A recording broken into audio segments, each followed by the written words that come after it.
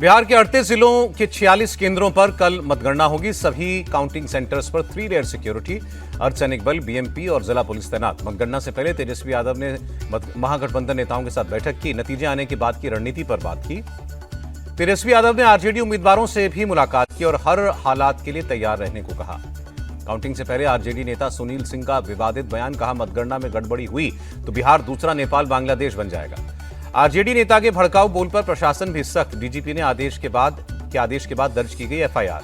सुनील सिंह के बयान पर जेडीयू भड़की, कहा हार के डर से हंगामा मचाना शुरू कर दिया है। डिप्टी सीएम विजय सिन्हा की सुनील सिंह को दो टूक, सौहार्द बिगाड़ने वालों पर एक्शन होगा। जेडीयू नेता अशोक चौधरी ने कहा सुनील सिंह जैसी सोच की वजह से जनता आरजेडी को हरा रही है। केंद्रीय मंत्री चिराग पासवान बोले सुनील सिंह लोगों को भड़का रहे हैं, हार महागठबंधन के गले नहीं उतरने वाली। सुनील सिंह के समर्थन में उतरे आरजेडी सांसद मनोज झा, कहा उनके बयान को तोड़ा मरोड़ा न जाए, बिहार में हमारी ही सरकार बन रही है। एलजेपी रामविलास सांसद शांभवी चौधरी ने भी सुनील सिंह को जवाब दिया, कहा आरजेडी के लोग किसे धमका रहे हैं, समाज में अराजकता फैलाना चाहते हैं। नतीजों से पहले कांग्रेस को सताया वोट चोरी का डर। बिहार प्रभारी कृष्णा अल्लावरू ने कहा अगर गड़बड़ी होती है तो चिंता की बात होगी। बिहार कांग्रेस अध्यक्ष राजेश राम ने कहा जिस तरह का माहौल बन रहा है उससे वोट चोरी का डर लग रहा है। सीपीआई एमएल के दीपांकर भट्टाचार्य ने कहा बिहार में काउंटिंग में धांधली न हो, इस बार लोगों ने बदलाव के लिए वोट दिया है। आम आदमी पार्टी के संजय सिंह ने आरोप लगाया बिहार में चोरी हो गए 80 लाख वोट, इसका चुनाव पर बड़ा असर पड़ेगा। बिहार में नतीजों से पहले पटना में जेडीयू दफ्तर के बाहर पोस्टर लगे, नीतीश कुमार को लिखा टाइगर जिंदा है और आरजेडी का जवाब अलविदा चाचा। सासाराम में काउंटिंग सेंटर में ट्रक की एंट्री पर हंगामा, डी को जनादेश दिया है, बहुत भारी बहुमत से एनडीए की सरकार बनेगी। नतीजे से पहले गिरिराज सिंह का लालू तेजस्वी पर निशाना, कहा इन्होंने ना गरीबों की मदद की ना यादवों की मदद की। आरजेडी को महागठबंधन की जीत पर पूरा भरोसा। प्रेमचंद गुप्ता ने कहा बिहार की जनता ने तेजस्वी के लिए खुलकर वोट दिया। जेडीयू अध्यक्ष उमेश सिंह कुशवाहा का बयान, बिहार की जनता ने सुशासन और विकास को चुना, एग्जिट पोल में साफ है। कल एनडीए की सरकार बनेगी, इसमें कोई शक नहीं। बिहार के मंत्री प्रेम कुमार का बयान। पटना में आचार संहिता 16 नवंबर तक बढ़ाई गई, चुनाव आयोग ने विजय जुलूसों पर रोक लगाई। मुंगेर में काउंटिंग से पहले बढ़ी मिठाई और फूलों की डिमांड, प्रत्याशी और उनके समर्थकों ने थोक में ऑर्डर दिए। पटना में अनंत सिंह के घर पर जश्न की बड़ी तैयारी, 48 हलवाई महाभोज बना रहे हैं। दिल्ली ब्लास्ट पर गृहमंत्री अमित शाह का बड़ा बयान, कहा धमाके के दोषियों को कड़ी से कड़ी सजा देंगे, आतंकी और उनके आका बख्शे नहीं जाएंगे। गृहमंत्री अमित शाह ने कहा दोषियों को कड़ी सजा देकर दुनिया को मैसेज देंगे ताकि आगे कोई आतंकी हमला करने की हिमाकत न करे। दिल्ली धमाके को लेकर मुख्यमंत्री रेखा गुप्ता के साथ केंद्रीय गृहमंत्री अमित शाह ने बैठक की। दिल्ली ब्लास्ट के बाद भारतीय विश्वविद्यालय संघ का एक्शन, अल-फलाह यूनिवर्सिटी की मेंबरशिप सस्पेंड की। अल-फलाह यूनिवर्सिटी में टेरर फंडिंग और मनी ट्रेल की जांच करेगी ईडी। फरीदाबाद की यूनिवर्सिटी का फॉरेंसिक ऑडिट होगा। आर्थिक अपराध शाखा भी अल-फलाह यूनिवर्सिटी की जांच करेगी। यूनिवर्सिटी के डॉक्टर्स की वित्तीय लेन देन की जांच होगी। यूनिवर्सिटी को रैंकिंग देने वाली संस्था नैक ने अल-फलाह यूनिवर्सिटी को नोटिस भेजा, ग्रेड ए की रेटिंग मिलने के दावे पर जवाब मांगा। दिल्ली धमाके में चौथी संदिग्ध ब्रेजा कार अल-फलाह यूनिवर्सिटी के कैंपस से ही मिल गई, शाहीन के नाम पर रजिस्टर्ड है। ब्लास्ट से पहले हरियाणा से लेकर दिल्ली तक सीसीटीवी में कैद हुआ आतंकी उमर बदरपुर टोल प्लाजा, तुर्कमान मस्जिद और कनॉट प्लेस में घूमता दिखा। डॉक्टर शाहीन को लेकर बड़ा खुलासा, जैश ने मैडम सर्जन इसे कोड नाम दिया था, ऑपरेशन हमदर्द के नाम से मुस्लिम महिलाओं को रिक्रूट कर रही थी। डॉक्टर शाहीन के चैट बॉक्स में टीम डी का भी जिक्र है, बात करने के लिए हार्ट, आई स्पेशलिस्ट ऐसे कोड वर्ड्स थे। लिट्टे की तर्ज पर महिला विंग बनाने में जुटी थी डॉक्टर शाहीन। शाहीन की टर्की यात्रा की भी जानकारी सामने आई। दिल्ली ब्लास्ट मामले में एक्शन की तैयारी में एटीएस, सहारनपुर, शामली, मेरठ में 18 संदिग्धों से पूछताछ जारी। यूपी एटीएस ने कानपुर के अस्पताल से डॉक्टर आरिफ को हिरासत में लिया, उससे कई दस्तावेज भी कब्जे में लिए। दिल्ली पुलिस ने हापुड़ जीएस मेडिकल कॉलेज से असिस्टेंट प्रोफेसर डॉक्टर फारूक को पकड़ा, दिल्ली ब्लास्ट में संलिप्तता का शक। यूपी एटीएस ने इंटीग्रल यूनिवर्सिटी से जम्मू कश्मीर के 60 स्टूडेंट्स की डिटेल मांगी। इसी यूनिवर्सिटी में पढ़ता था शाहीन का भाई डॉक्टर परवेज। सुरक्षा एजेंसियों को मिली आतंकी उमर और मुजम्मिल की डायरी और नोटबुक में कोड वर्ड्स का इस्तेमाल। कुछ बड़ा प्लान कर रहे थे उमर और मुजम्मिल। डायरी में 8 से 12 नवंबर का जिक्र, 25 लोगों के नाम भी मिले। फरीदाबाद टेरर मॉड्यूल मामले में एक्शन और तेज, जांच एजेंसियों ने नूह से खाद कारोबारी को पकड़ा। सहारनपुर के फेमस मेडिकेयर अस्पताल पहुंची जम्मू कश्मीर पुलिस और आईबी, डॉक्टर आदिल से जुड़े सबूत इकट्ठा किए। दिल्ली ब्लास्ट के बाद पुलिस की यात्रियों को सलाह, ट्रेन के टाइम से 1 घंटा पहले पहुंचे यात्री। हंदवाड़ा में आतंकी और उनके समर्थकों पर शिकंजा, जगह जगह छापेमारी। कश्मीर घाटी में 13 स्थानों पर छापे। दिल्ली विस्फोट मामले में सर्च ऑपरेशन चलाया गया। दिल्ली ब्लास्ट के बाद जम्मू कश्मीर पुलिस की एडवाइजरी, मोबाइल सिम बेचने वालों से कहा वेरिफिकेशन प्रोटोकॉल का पूरा पालन करें। दिल्ली धमाके पर कांग्रेस की मांग, केसी वेणुगोपाल ने कहा सरकार सर्वदलीय बैठक बुलाए और जवाबदेही तय करे। कांग्रेस की सर्वदलीय बैठक बुलाने की मांग पर बीजेपी का जवाब, सांसद प्रवीण खंडेलवाल ने कहा हमारी सरकार जिम्मेदार। दिल्ली ब्लास्ट पर विवादित पोस्ट करने पर असम में एक्शन, मुख्यमंत्री हेमंता बोले 17 लोगों को अरेस्ट किया गया।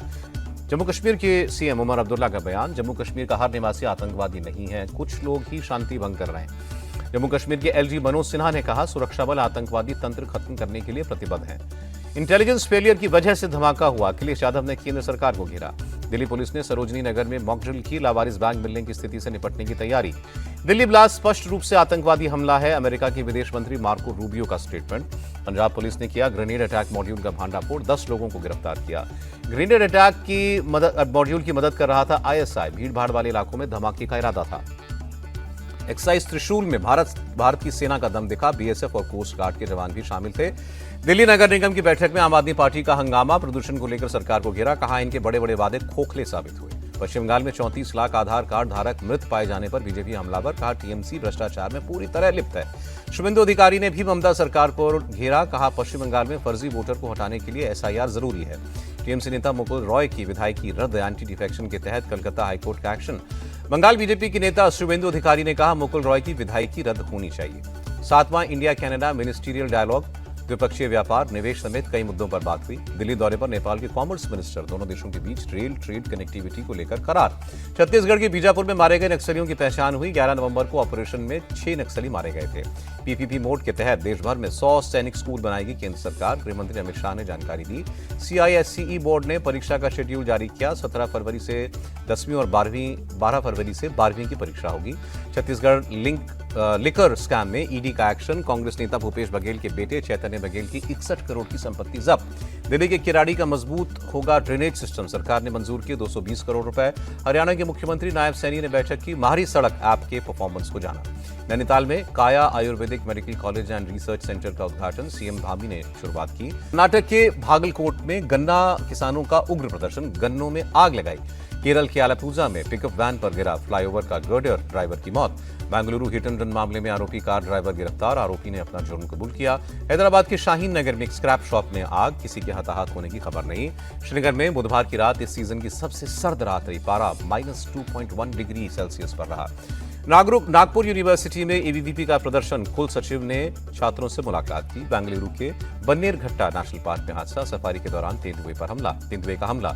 यूपी के गाजियाबाद में बेखौफ हैं बदमाश, एक परिवार को अपशब्द कहे, लाठी और तमंचे से धमकाते दिखे, पुलिस ने पारिवारिक विवाद बताया।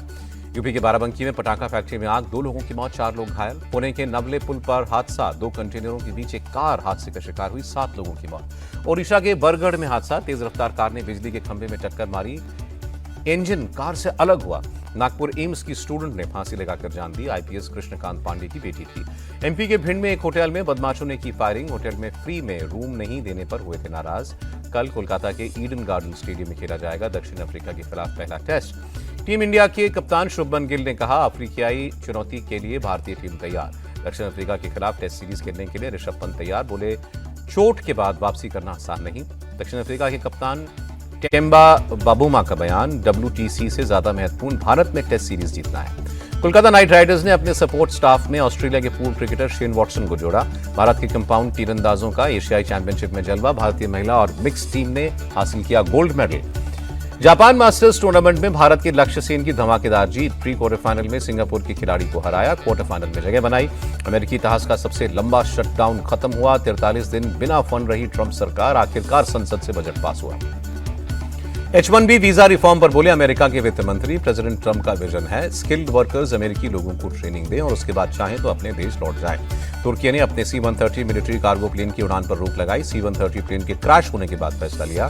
ताइवान के पिंगतुंग काउंटी में तूफान से भारी तबाही, 95 लोग घायल और US डॉलर के मुकाबले रुपए का भाव 6 पैसे गिरा, $1 की कीमत 88 रुपए 68 पैसे रही।